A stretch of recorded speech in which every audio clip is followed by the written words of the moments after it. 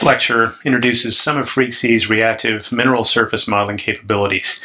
These include complexation of trace elements and some major ions as well onto reaction sites that develop on iron, aluminum, and manganese oxide and hydroxide minerals.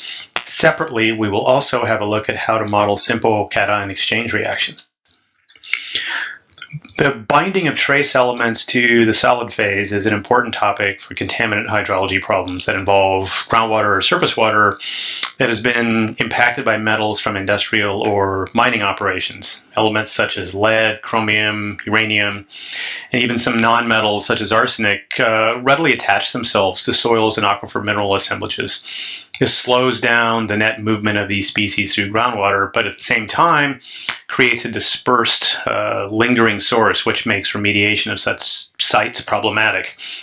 Without a geochemical model that explicitly recognizes the character of these binding reactions, groundwater flow and transport models often address this affinity for the solid phase using a simple-minded distribution coefficient or alternatively a retardation coefficient.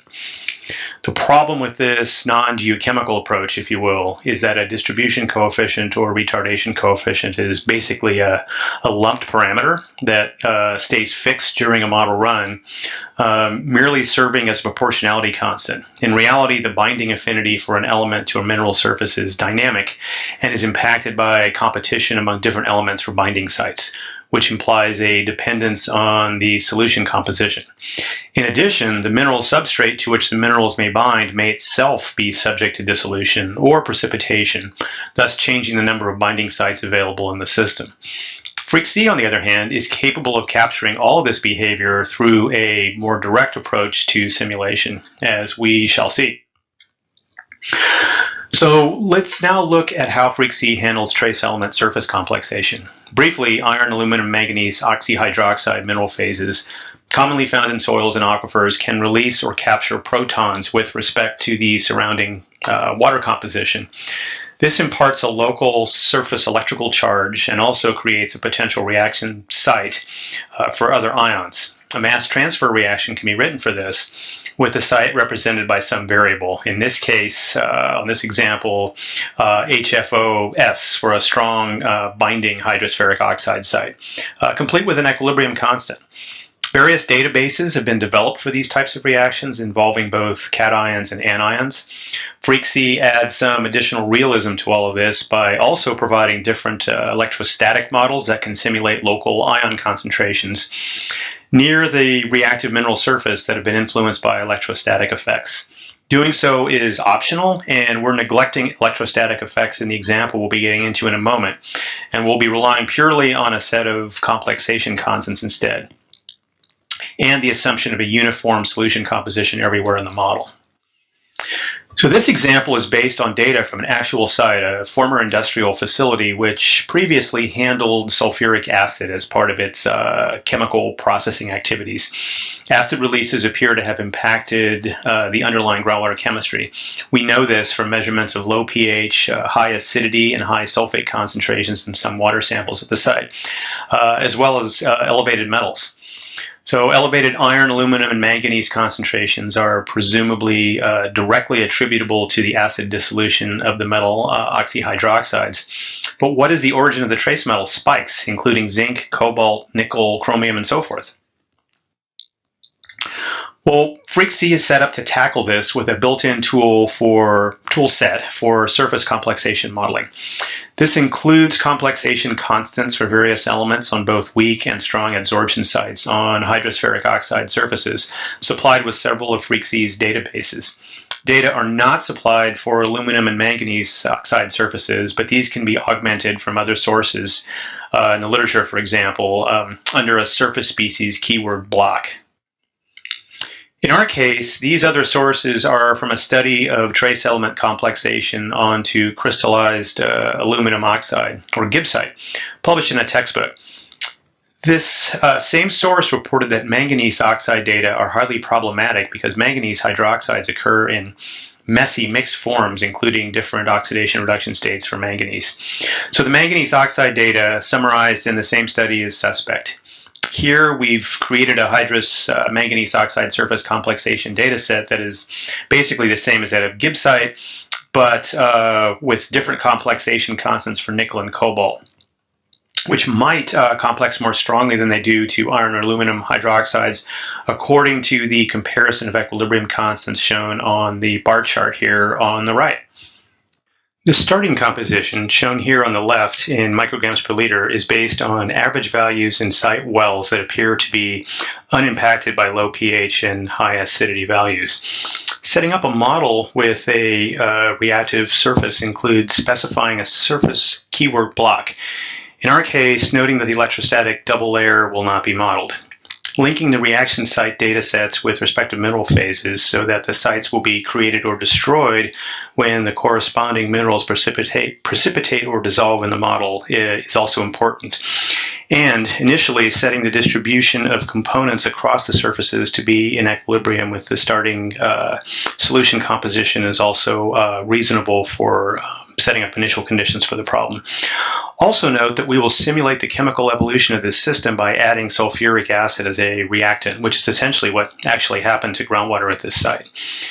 Well, finally, a comment about the choice of database for this particular simulation. The concentrations of some of the constituents, primarily sulfate and dissolved iron, measured in site samples approach 1 mole per liter in some cases, which is pretty elevated.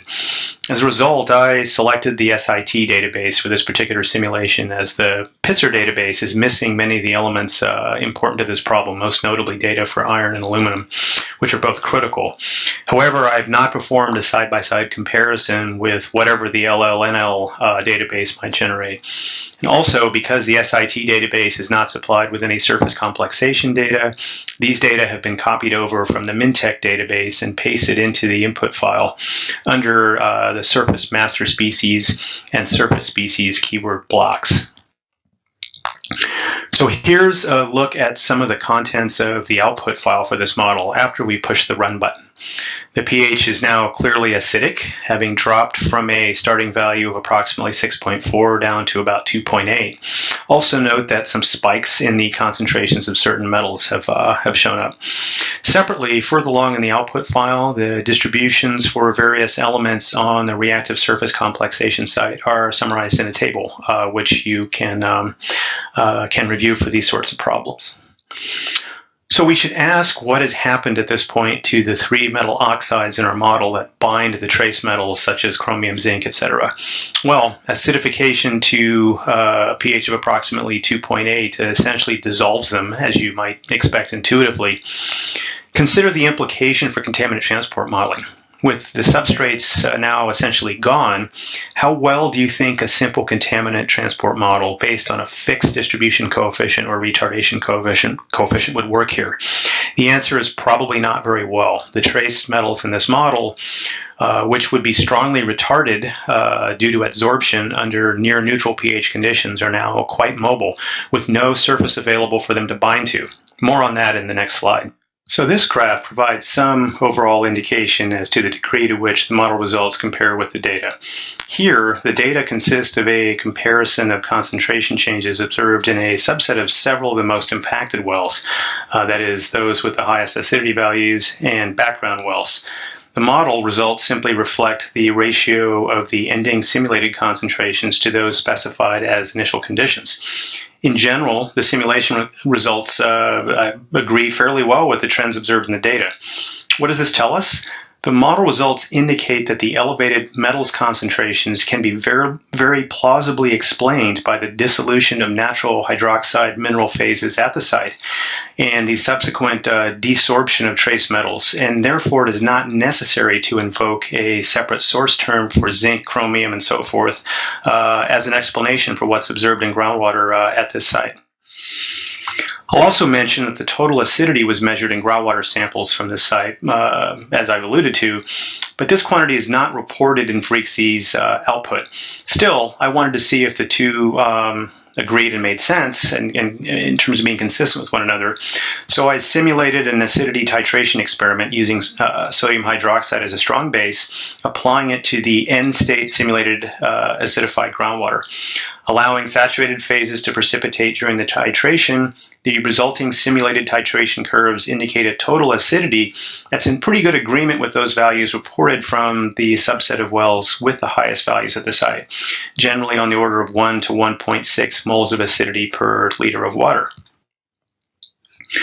So now, with all of that behind us, let's move on to the topic of cation exchange. Freaksea's modeling of cation exchange in some ways is pretty similar to what we just discussed in terms of the metal hydroxide complexation approach. But it's less complicated, so I'll only touch upon it with a simple example. First, note that Freaksea requires the specification of a cation exchange species X with a certain number of exchange sites per mole of water in the model. Default data sets are provided with some of Freaksea's databases. These may or may not be applicable to any particular problem, so do be aware of this. As with the surface complexation model, the cation exchanger can be initially set to be in equilibrium with the specified water chemistry. It can also be linked to an equilibrium phase in the model, say, for example, a clay mineral, where the mass of that mineral may change over the course of the simulation through precipitation or dissolution reactions. This is pretty similar to how we assigned reactive surfaces to the iron, aluminum, and manganese oxides in the previous example. So here's a simple example with 0.2 moles of an exchanger set to be in equilibrium initially with a solution 1, which is background native groundwater. More on where this number came from in a moment. Separately, a solution 2 is defined that represents a carbonate-enriched recharge water composition. The two are mixed together in the presence of the exchanger using a mixed keyword block. This allows the exchanger to re-equilibrate with a new mixed solution. The changes in the distribution of cations on the exchanger are shown in different locations in the output file. The 0.2 moles of the cation exchanger selected for this problem is really just a demonstration. To put the number in context, the table on the left summarizes some published cation exchange capacity data for soils. After making assumptions about porosity and soil density, these can be converted into the same units used by Freaksea. The soils listed on the table probably contain, on average, a higher proportion of clays, and therefore exchange sites, than you would find in a sort of a typical aquifer, which may have more sands and gravels. So I scaled the estimate back quite a bit, down to 0.2 moles per liter of water, compared to some of the numbers that you see on this table in the right-hand column. And this was just to be on the conservative side. With that being said, a comparison of the modeled solution compositions shown on the right indicates that the final mixed water, groundwater discharge, if you will, is enriched in sodium and potassium relative to both the recharge water and the native groundwater compositions. This is a pretty reasonable expectation in many aquifers.